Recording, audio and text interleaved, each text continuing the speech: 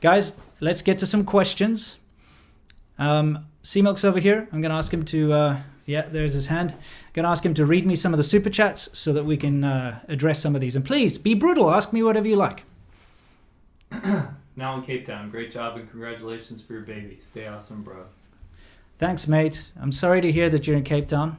I know it's a beautiful place, but actually, Cape Town's awesome. I love it. I do love Cape Town a lot. To me, it's just awful to see how things have gone downhill. That's all. Enjoy yourself there. Go on the wine route. It's beautiful. Are milk dogs real?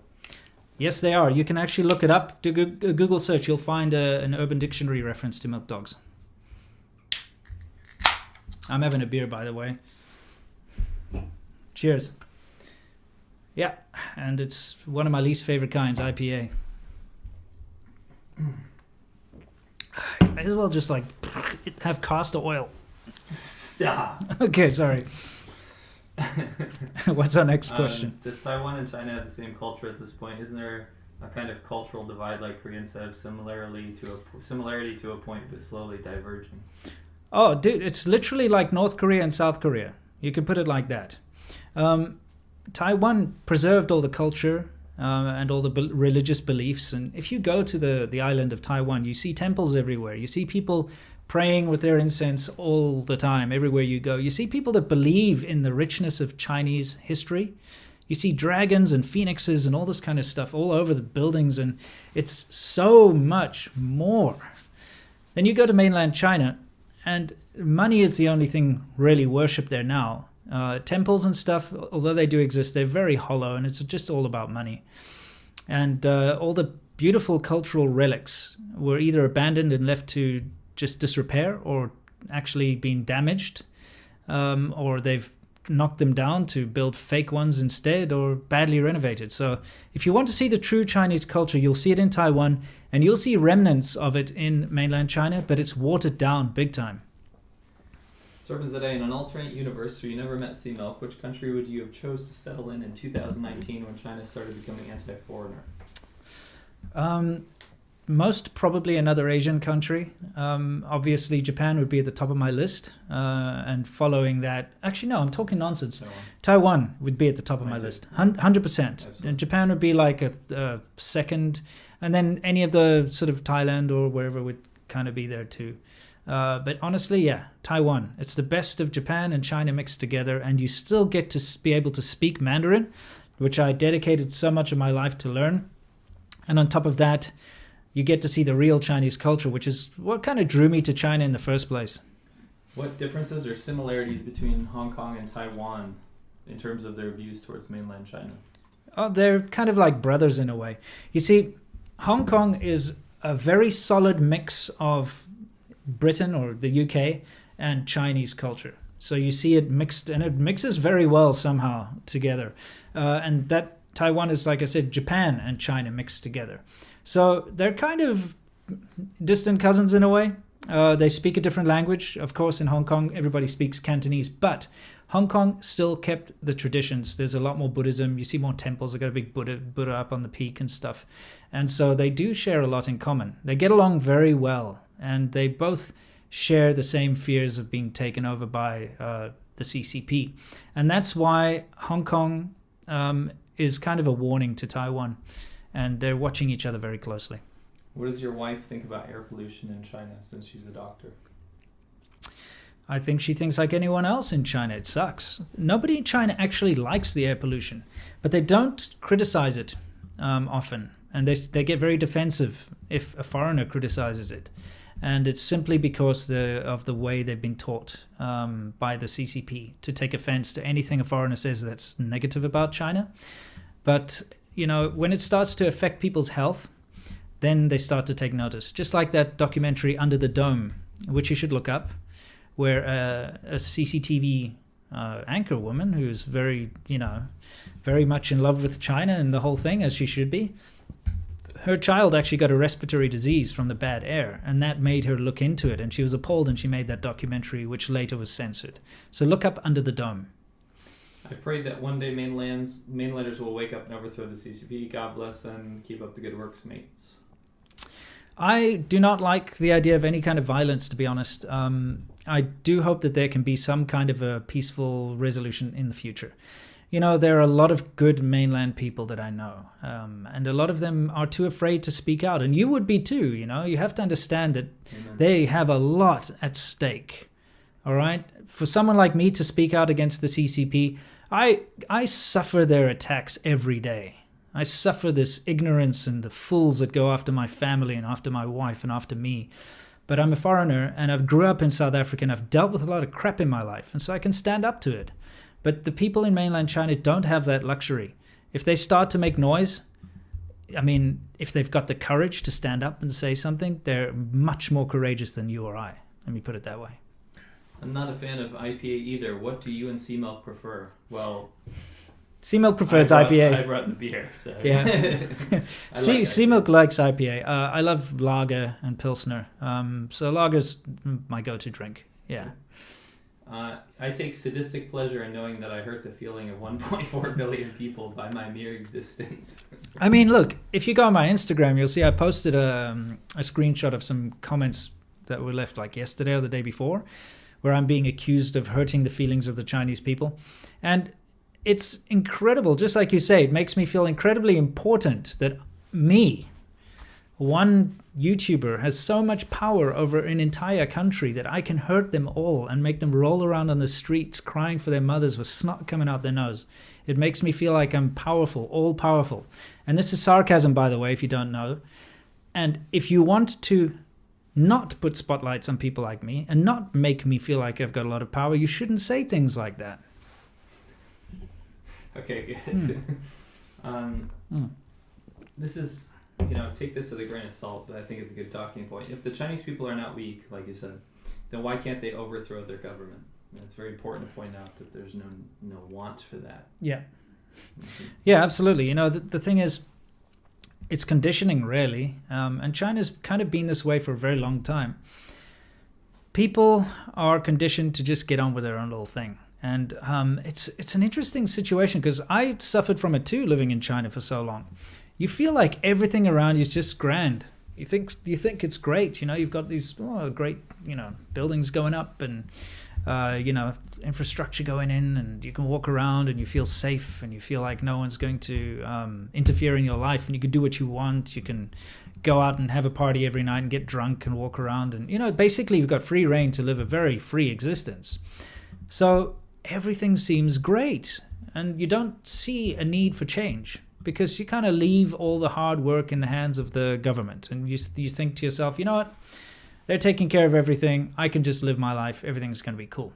That is until you ever hit a snag. If you ever butt heads with the police or with the government, or you find out that your building's going to be demolished, or there are neighbors that constantly do construction 24 hours a day, and when you try to get the police to help you stop it, they don't. Or you run into corruption where somebody accuses you of something that you didn't do and there's no way to fight back.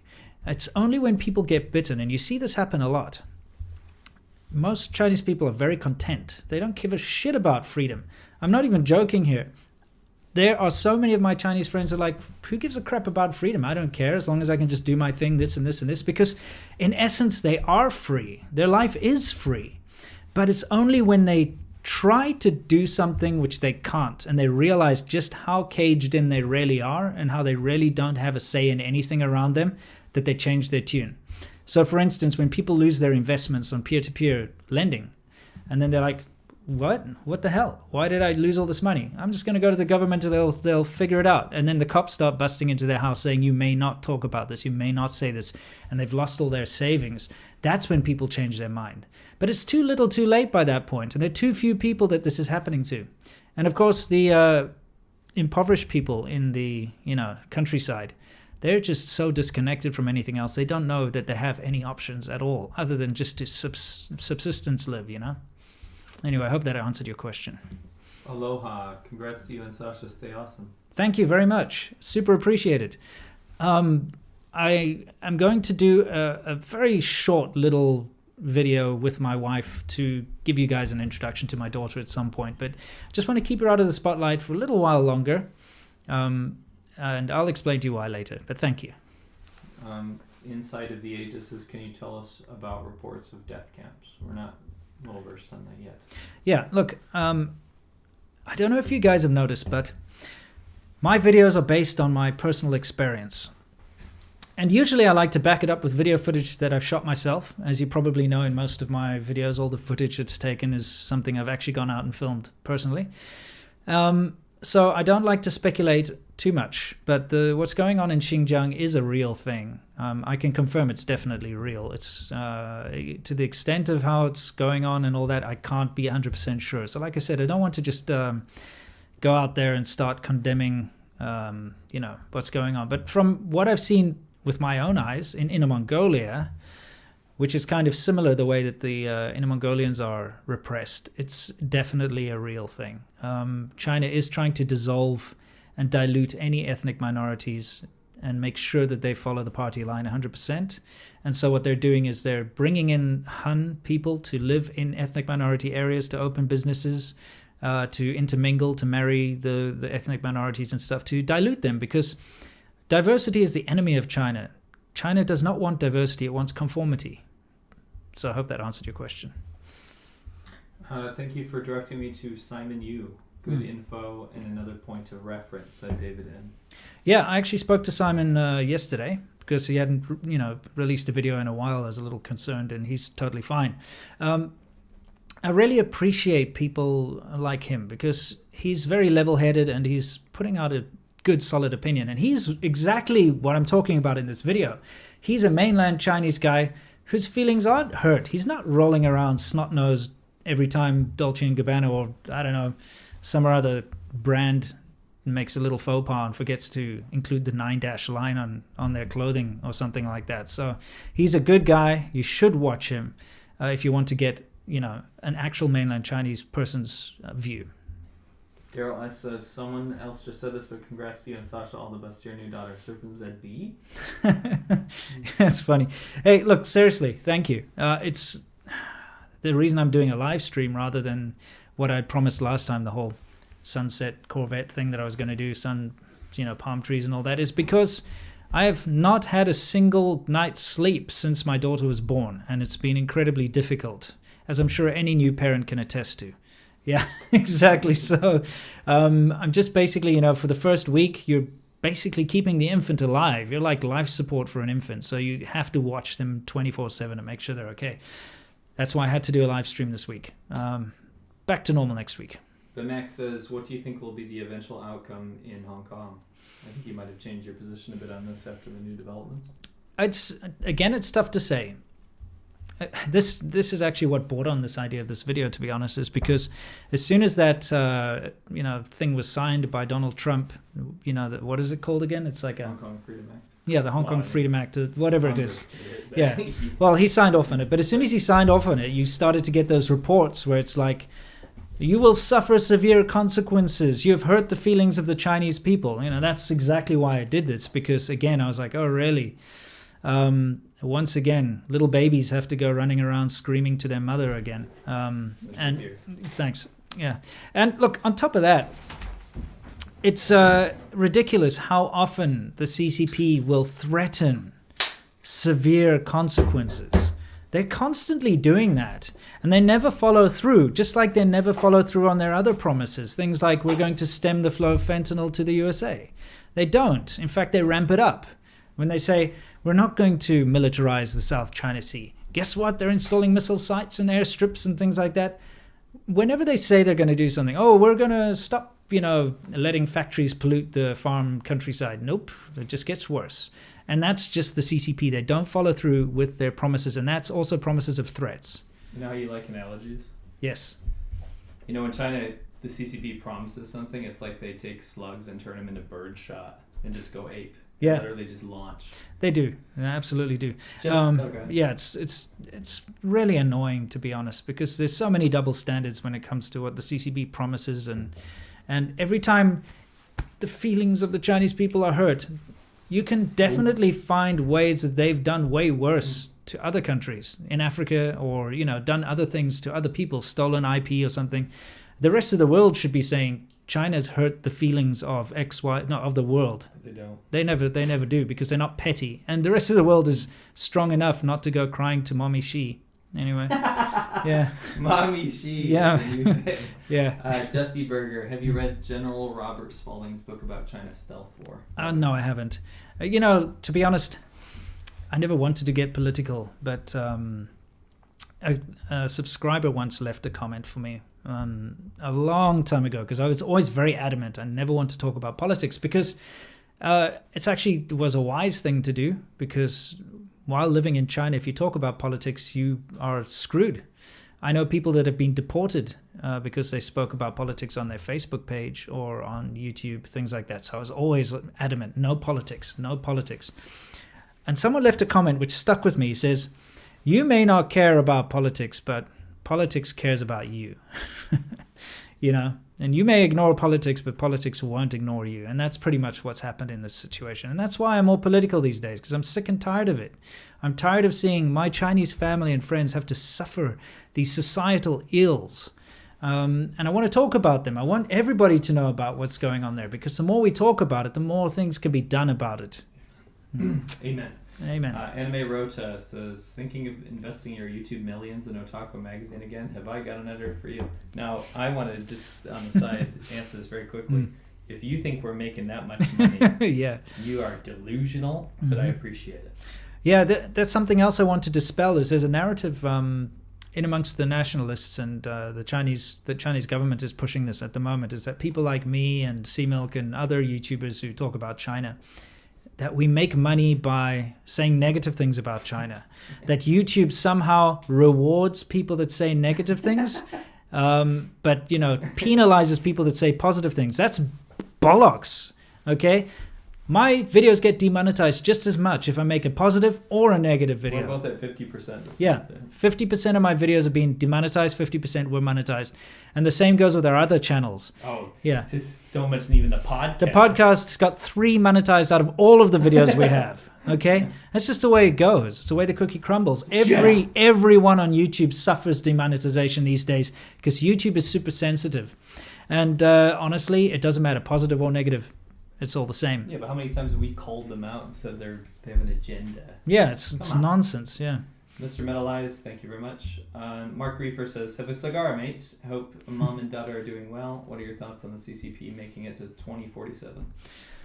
Thanks, man. I super appreciate that. It's too difficult to really speculate on the future of politics. China's has been very successful in kicking the can down the road. When it comes to the housing bubble, for instance, every time it heats up, they implement certain they just rules. Injected billions. Yeah, they put in things to cool it down, and then when it cools down too much, then they say, oh, you can have interest-free loans, and it heats up again. And yeah, just like CMilk said, they've just injected billions again, and they'll keep doing this because they can print their own money, and it's just ridiculous. If you actually looked at it properly, you'd see that the entire economy at the moment is just built on such a bunch of nonsense. So I think they're going to keep juggling the numbers around, keep doing what they have to do, keep repressing anyone who might potentially cause them trouble. And I think people won't have a choice. I feel like they're just going to get more and more totalitarian and more brutal and close more and more to the point where nothing can stop them, really. Hi, Simon. Simon's in the chat. Oh, yes. Says, thank you, Winston. Hey, it's a pleasure, Simon. Keep up the good by work. The way, little soft plug. Definitely go check out Simon. Yeah, Simon Yu. His channel. Look it up if you want to see a mainland Chinese person. Yeah, okay. Yeah. Ole Green, thank you very much. Next we have cool stuff for you. He says someone has attacked Hong Kong. Those people are part of the same thing. They've got incentive from the Chinese government. Whether it's monetary or not. Yeah, there's a thing that we have to just talk about here very briefly. Just very, very briefly. A little hard. Yeah, very briefly. We, both CMilk and myself, and other YouTubers that we know, constantly get requests to do sort of puff pieces on every week at least. Yeah, on China. They ask us, hey, we will fly you out to Yunnan, or we'll fly you out to Hainan. If you make videos that say thousands of dollars, and that you must say good things about this place, and we will take you to these restaurants. You must say good things.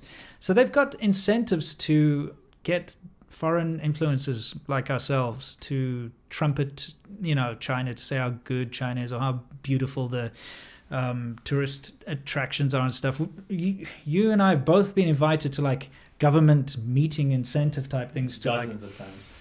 They've got a huge team of people that are going out there and they're like, you know what? If we cooperate together, we'll put Chinese subtitles on your videos. We'll put you on the Chinese, media, social media. We'll set you up on Weibo. We can guarantee you a bigger fan base, that kind of thing. So there's a lot of that going around. And so you are getting most small YouTube channels in China are being approached by these kind of people. I think you're going to see I think you're going to see a lot of, all of a sudden, very pro-China, very China's amazing and happy, glorious place videos coming soon. For me, it's death throes stuff. They're desperate for a positive image right now. I mean, to be honest, and this is unfair, but the majority of the world has a very negative impression of China right now, and we're hopefully trying to guide that towards governmental implementation, not the people. It's not the people. It's the CCP that think Chinese people are so weak and sensitive, little babies.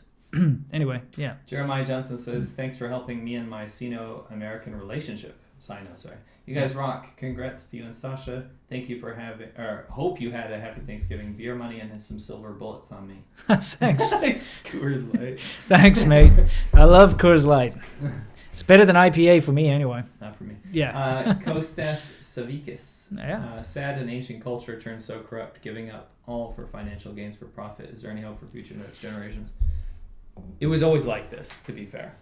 Kind of, but no, not. I mean, yes. In some ways. In some way, but the culture and the history is what's. Yeah, that's the sad. Preserved. That's the saddest part. Right. I'm going to throw back to my friend Simon. You look at him. There's a lot of potential for the future. If you've got level-headed, reasonable people who are not only able to take criticism but see the faults that are around them and want to change them, that's the hope for China, because China's history and culture still survives in places like Taiwan and Hong Kong, and believe it or not, Japan. And it can all be taken back. It can be taken back not by force, don't get me wrong, but it can be taken back as in people can study it and bring it back into their lives. And if mainland China just stopped trying to copy the Soviet Union so much, because that's their problem. Have you noticed? You've got this very unique identity. China's supposed to have this very unique identity, but all the politicians walk around in a Western suit with a red tie. That's not Chinese, mate. You're copying the West. You know what it is? The failed West. No, seriously, yeah. All this like carrying around big posters of your face with like military missiles and marches and stuff. Yeah, they came back in the military parade this year real bad. It's stupid. Who do you think you are, Stalin? It just doesn't make sense. That crap didn't work. And guess what? It resulted in the death of millions and millions and millions of your own people. Stop doing it again. Bingo. So yeah, if they can get rid of that shit and get back to being actually Chinese and look at the beautiful history of China, then they're going to win. And I got to say something else here quickly. The things that do survive are very precious because they're few and far between. I have a friend who does martial arts. I'm going to do a video about him, not this coming week, probably the next one, where he's dedicated as much of his life to China as I have, in fact more, and he's been living in China about the same amount of time as I have. He's a friend from back home, and he's like Wushu championship, he's on the Olympic committees and all that stuff. Kung Fu stuff. Yeah, all this Kung Fu stuff, and I'm going to do a thing with him, so we can try to find, I'm going to try and dig out the parts of Chinese culture that still remain and still survive so that I can show it to you guys, the good things. Yeah, anyway. Where's my eyebrow? That's very sensitive for me. Winston, how do I get a cute GF? I know you're an expert. I feel like you're getting baited. It's fairly simple. Just be yourself, Go out there and have a personality. Don't try to brag too much. Don't be a douchebag. I think you'll be okay. Jackal N says, just be patient, SerpentZA. Just with all empires, they usually collapse from within. And that's very true. Very true, yeah. Dan Beard says, hey mate, Missed UNC milk this year for Thanksgiving. Hey, Dan, we miss you. Yeah, missed you. And you know what? I missed everybody this because I had to be looking after an infant. I couldn't even do turkey delivery to your yeah, house. I know. Seamilk came over with some Thanksgiving fare, and we spent a couple hours, and then he had to go off and do something else, and it sucked. But that's life, when you got a little infant that can't even breathe by itself, basically. Yeah. This guy says KSCCTS has a chicken giving a thumbs up. Nice. Christine PFS. Every time I hear people commenting on China TV, I end up thinking Winston and Seamilk knows so much more than this joker. Thanks for keeping us informed. Oh, I appreciate it. Thank you very much. As well, Christine. Alex says, please make more positive or neutral things about China. Maybe 1 out of 5 videos. It makes me happy as a long-time subscriber. Stay awesome, guys. Yeah, Alex, I mean, that's something that I've been struggling with, honestly, and it's something that I want. I don't want to be a negative Nancy. Obviously, it's in my nature to be that way. I'm South African, and if you meet other South Africans, you probably find that this is quite a common trait. When you've grown up around so much crap in your life, you tend to be more negative than positive. And I don't want my channel to be seen as an overly negative thing. The thing is, I've got like over 1,000 videos, and in those 1,000 videos, more than half of them are positive about China. That's the thing. It's just recently I can totally agree with you that I've been focusing on the negatives, but that's because they've suddenly become very pronounced. And it's not like back in the day when, yes, you had the negatives, but you had a lot more positives in order to balance them out. Nowadays, those positives are one by one going away, and you will see that people like myself who've spent more than 10 years in China, who actually lived there and have a real stake there, like family and investments and bought property or started a business or whatever it is, it's people like me that have so much to lose that are becoming the most bitter, and that's just because we've seen how things have gone downhill so quickly. We're not there just to have fun, to walk around getting drunk every day and messing around with girls and doing a little ESL job or whatever it is, and just kind of relying on floating by. We're actually invested in a life there, and it's heartbreaking to see how it's changed so much. Dakamoy says, what do you think the bill U.S. House passed on Hong Kong? Will it be enough to wake up citizens to the true nature of the CCP? Do many mainlanders want to transition their government to the one of Taiwan? No, they don't know what's going on. They've force-fed a bullshit narrative about the whole thing. And I do want to talk more about the Hong Kong thing. Having seen unrest in my life and seen some pretty brutal things happen in South Africa, and I've seen how violence really is. The Hong Kong, protests / riots / whatever you want to call them, they're actually not that bad in comparison to pretty much anywhere else in the world. How many people have died? Like handful. Like how many? Not even. Handful. Like one? Maybe. I mean, a lot of people have been suicided. Oh yeah, lots of people have been suicided. That's true. But I'm saying, like, usually when you have a big clash like that, you end up with massive casualties, right? But in Hong Kong, you've had like one guy got shot or 2 guys got shot. Guess what? They survived. Another guy got set on fire, which is disgusting, but he survived. I've seen people set on fire by mobs in Africa that died badly, with tires around them, filled with petrol and stuff. I've seen some disgusting things happen. I've seen actual fatalities. The way the Hong Kong thing has gone, it's actually really pretty acceptable, if you want to put it that way. When you want to talk about fatalities, almost none.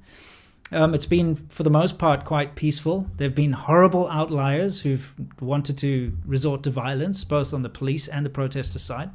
And I condemn violence from both sides. They're bad. There are bad actors on both sides of this fence. But the way it's spun in the mainland is they're making it look as if every Hong Kong, protester is some kind of an evil anarchist who wants to destroy the city and destroy and attack random people just because they're speaking Mandarin and all this kind of stuff. And it's instilled a lot of fear into the mainland Chinese populace and disgust, which of course when you're listening to that kind of crap it would. Anyway, we'll get into that in another time. Yeah, cool stuff for you. You pretty much just covered that. So. Okay, thank you. Thank you. Baz Inga, congrats, Winston. Hope my daughter was born in Hong Kong on Wednesday. It's amazing. We're so lucky. That's amazing. That's one thing about Hong Kong is it's still considered such a strong nationality. even though, you know, Hong Kong's part of China, you will still see foreigners, especially if they live in China, they will go over to Hong Kong to have their children there because it gives their children a better future. It allows them to do schooling in Hong Kong. It allows them to have a strong passport to travel, because a Hong Kong passport is different from a Chinese passport. And a Hong Kong passport is still accepted all over the world. You can travel visa-free, almost. Whereas a mainland Chinese passport is very restrictive. So, you know, I am really happy to hear that you had birth in Hong Kong. I think it's a very good idea. Yeah, a couple more here. Okay. You and Sea Milk are based. The world's greatest pioneers who take the road less traveled come to Chicago and explore our back alleys and all. Oh yeah, why not? Why not? I always wanted to try the Chicago pizza because Sea Milk keeps going on about how bad it is. It's but not bad. It's just I like thin crust New York pizza. Yeah, I mean, I have a soup. I have a feeling that the Chicago pizza is going to be badass. I can't wait. You're just pandering right now. No, I'm not. I'm being serious. I like bad food. Yeah, there you go. Okay. Royal Wynn said, if you were the American president, how would you do in relation to the Hong Kong situation? I'd do exactly what's being done. Beijing made a promise to Hong Kong. It made a promise to the world. Made a promise to England that when they signed over, that Hong Kong would have 50 years of autonomy. They'd be able to do everything and have control over their laws, have control over their society, their financial, everything. They are supposed to be, for all intents and purposes, a different country. Until 2047, is it? Yeah. However, Beijing has been, just like Beijing is, never ever sticks to its promises and has slowly been eroding that away, bit by bit, by using underhanded means and, you know, involving triads and doing all sorts of other garbage. And when they tried to bring that extradition bill into power, that was the ultimate power play, because they knew if they got that into power, everyone in Hong Kong would now have to suddenly obey Beijing law to a T. They wouldn't be able to go out and say, you know, Xi Jinping looks like Winnie the Pooh, because if they started to do things like that, mainland China, if they didn't like the person enough, could come up with a reason just to extradite them over. And that's what kicked this whole thing off in the first place. So if I was the president of any kind of powerful country dealing with both China and Hong Kong, I would say, listen, stick to your promises and everything will be fine. Break your promises and we're going to have a problem. Anyway. Last one. Cool. Congrats to you and Sasha and the baby. My brother has recently started dating an Afrikaans woman, and we want to go visit her in Cape Town, but are nervous about the violence. Where is best to visit? Shame. Your poor brother. Die Afrikaanse meisies. Hulle there. You know, I hope he has a strong constitution. Afrikaans women, by the way, are incredibly beautiful. You know, they come from a very strong stock, I don't know how to explain it, but, you know, they're awesome, but man, oh man, are they strong. So what I'm trying to say is your brother better not be a wimp, otherwise he's in for a hell of a time. Look, Cape Town's awesome. It's still probably the safest place in South Africa to go and visit. I'd say it's totally fine, especially if you're going to go hang out with a family there. They know the way around. They know how to look after you. They know which areas not to go into. They know how to not stop in front of your gate at night and not stop at a stop sign, you know, things like that to avoid hijacking and things. So I'd say you're probably okay if you're going to go and be under the care of a family. All right. Cool. That's it. Guys, thank you very much for joining me on this rather rant-filled video. I thought I'd just spit some truth about the CCP and China. And I am insulted, personally, whenever China goes out and says, you've hurt the feelings of the Chinese people, because it's a bunch of bollocks. Chinese people are not that weak and sensitive, and so it makes me mad. The CCP, on the other hand, are weak and sensitive, and their feelings get hurt all the time. Because they're a bunch of fat little men sitting around in their Western suits, drinking baijiu, smoking cigarettes, taking advantage of their entire population and using them as pawns in their own agenda. Thank you very much for watching, and I can't wait to see you in the next one. And until then, you know the drill. As always, stay awesome. And now, I'm not going to cut myself off. I hope. Let me figure this out. Stay awesome.